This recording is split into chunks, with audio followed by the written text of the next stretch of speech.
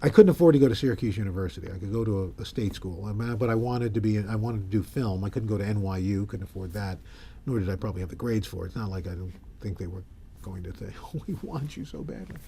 And I went through the state university catalog, and nobody had a film at the time, a film program, but SUNY Oswego had a radio and TV department, and I thought, well, they show films on TV, and somebody's got to direct TV, so this is probably not a bad gig.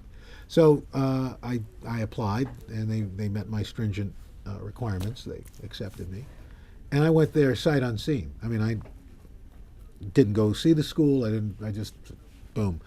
And growing up in Queens and in Brooklyn, you're used to large bodies of water being oceans. You think of a lake, you can see the other side. There are no waves. And then you get to Lake Ontario, and you go, this is an ocean. This isn't a lake. There are waves lapping up on the shore. I can't see the other side.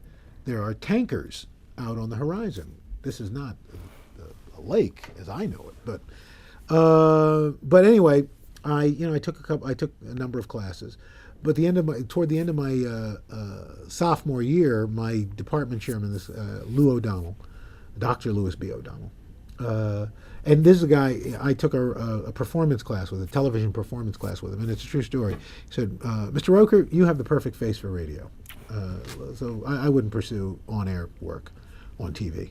But the local CBS station where he worked as Mr. Trolley on the Magic Toy Shop was looking. This was 1974, and they at the time would only do an 11 o'clock newscast on Saturday and Sunday.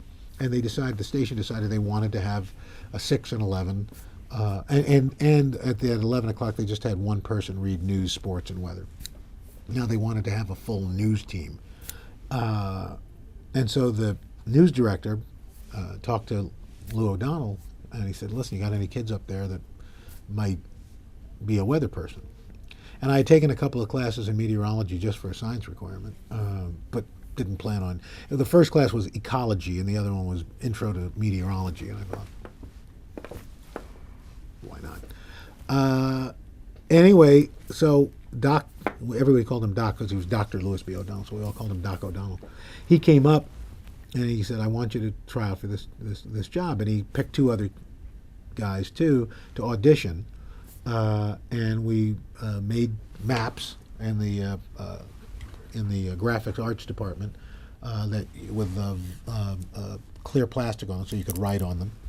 We had a U.S. map and a state map, and we each did an audition tape. He took it down, and Lou took it down, and the news director, a guy named Andy Brigham, he was also the investigative reporter. I kept calling him and calling him and calling him. And he finally said, "Kid, the only way I'm going to get you off my back is to just give you the job. You got the job, And it was a good thing because at the time there was an exchange program to study for a semester in England, in London, the BBC and all this. And all of my friends, my closest friends, were all going on this program. And I was going to go too, but there was a $500 deposit. And there was a certain cutoff date for you to get your money back.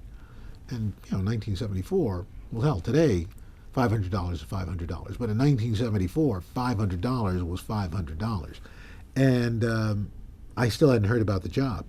So I had to pull out of the program. And I was like, if I don't get this job, I'm just going to walk to the edge and literally jump into the lake. My life will be over. But I got the job. And I was making $10 a newscast. No, $15 a newscast. So I was making $60 a weekend. Which to a college student, you're thinking, hey, this is pretty good. It was about 40 miles from Syracuse to Oswego, 35, 40 miles. And then the oil embargo hit, and gas went from like 27 cents, 28 cents a gallon to like $1.20. It's like, the gas lines, all that. It was horrible. So I was almost losing money on the trip. But, it was a foot in the door, and I thought, I'll just do this until a directing job comes up, and then I'll transition into that. And in fact, was making extra money during the week doing graphics because this was back in the day where, you literally had, an art department, although on a small station there was one guy, and he only worked from 9 to 5. So if they needed news graphics after that, there was nobody. So I would come, I'd get a list of graphics from the news director, and I'd make up graphics. I also directed commercial sessions. In that, back then, news footage was on film, but commercials were also on film at the same time. So they needed the film chains cleared or opened to run news footage. So they would create real big. And back then, the videotape was on these big 2-inch reels, these massive 2-inch reels of tape. In fact, we had this one guy, Rosie, I think his name was. He was missing part of a finger because he tried to stop one of the reels. He had to change the tape, and he. So anyway, I would direct these sessions where we put all the commercials for the week's newscast onto these reels so that they could run the commercials and still run the news footage. Anyway, I got the job, and I did that for a year. And at the end of my junior year, the weekday weatherman was fired, and I got I got the weekday job. So I was going to school in my senior year and driving 5 days a week back and forth to Syracuse to do the 6 and 11 o'clock news. So I depended on the kindness of my professors, because there were many a day I was getting home, especially if there was a snowstorm or something like that. I was getting back really late, and that last semester I was kind of coasting.